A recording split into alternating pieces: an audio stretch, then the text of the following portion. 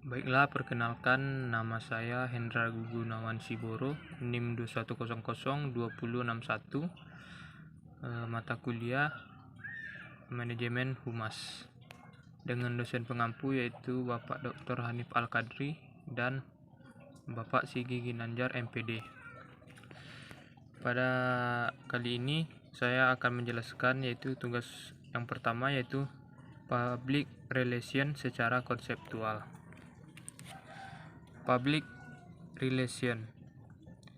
Dalam public relation ini ada suatu proses yang sangat terkenal oleh Merstone yang dikenal dengan RES. Menurut beliau, RES ini ada singkatannya, yaitu R Research, A Action, C Communication, dan E Evaluation. Pekerjaan PR atau Public Relation ini sangatlah tidak mudah. Dengan kata lain, posisi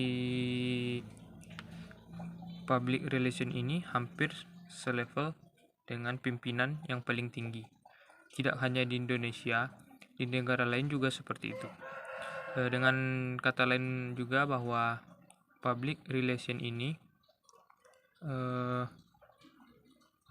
sangat berpengaruh atau sangat mempengaruhi suatu organisasi yang ada di dalamnya. Selain itu, juga public relation ini memiliki kedudukannya yang hampir selevel dengan pimpinan dan juga memiliki gaji yang cukup besar. Kita melihat pengertian dari teori dari Merstone tadi. Yang pertama yaitu research. Research ini adalah sebuah penelitian lapangan untuk menemukan data yang akurat. Contohnya yaitu misalnya dilihat dari video Bapak tadi, yaitu lulusan di UNP yang diterima kerja hanya 20%. Nah, tentu yang 80%-nya menjadi tanda tanya. Bagaimana atau kenapa yang 80% ini tidak dapat pekerjaan? Dengan begitu, kita dapat melakukan penelitian lapangannya untuk menemukan data yang akurat itu. Sebenarnya apa yang terjadi dan apa masalahnya. Setelah dilakukan penelitian, ternyata di suatu organisasi pekerjaan bisa saja yang kendalanya yaitu bahasa Inggris dan public speaking. Dengan begitu, data yang sudah kita cari dan kita temukan itu akan kita bawa ke organisasi kita. Selanjutnya, kita lakukan action. Yang kedua action, yaitu tindakan atau upaya apa yang dapat kita lakukan untuk memperbaiki dari masalah mahasiswa UNP yang dapat bekerja 80% itu.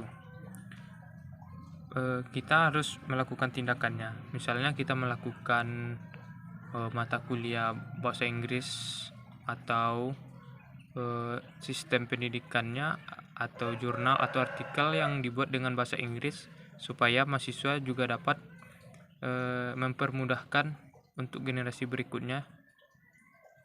Dan dengan kata lain, kita akan mempersiapkan permintaan dari pasar seperti bahasa Inggris dan public speaking. Public speaking ini di semua jurusan sudah pasti harus memiliki public speaking yang baik. Setelah kita mencari tindakan dan upaya untuk memperbaiki suatu permasalahan tersebut, yaitu kita harus mengkomunikasikannya. Karena syarat utama dari public relation ini adalah mengkomunikasikan. Kita komunikasikan data yang sudah kita kumpul dan kita cari, terus kita lakukan tindakan atau upaya untuk melakukan permasalahan tersebut. Setelah itu kita komunikasikan dengan banyak pihak, bagaimana baiknya dan apakah sudah pas atau belum. Setelah kita komunikasikan, yang keempat yaitu evaluasi. PR ini bukan hanya sampai mengkomunikasikan, tapi juga dia harus mengevaluasi dari tahapan yang sebelumnya itu. Apakah sudah naik menjadi 30%, 70%, atau malah menurun. Nah, PR ini juga harus mengevaluasi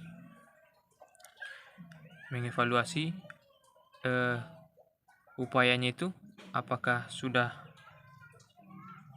ada perubahan atau malah penurunan.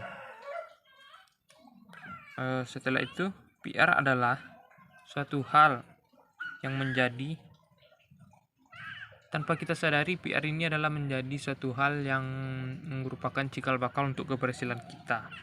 Dan PR ini juga menjadi nyawa atau nafas bagi setiap lembaga organisasi yang ada di dalamnya. Selain itu, public relation ini juga sangatlah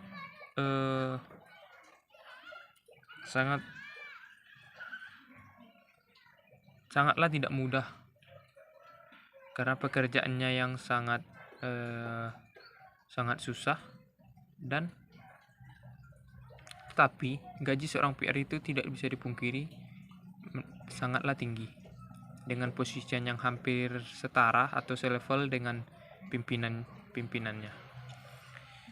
Jadi PR ini atau public relation ini sangatlah berguna dalam suatu organisasi, karena dengan pekerjaan yang sudah saya jelaskan tadi, research, mengumpulkan data, action, melakukan tindakan, dan mengkomunikasikan, dan yang terakhir mengevaluasi.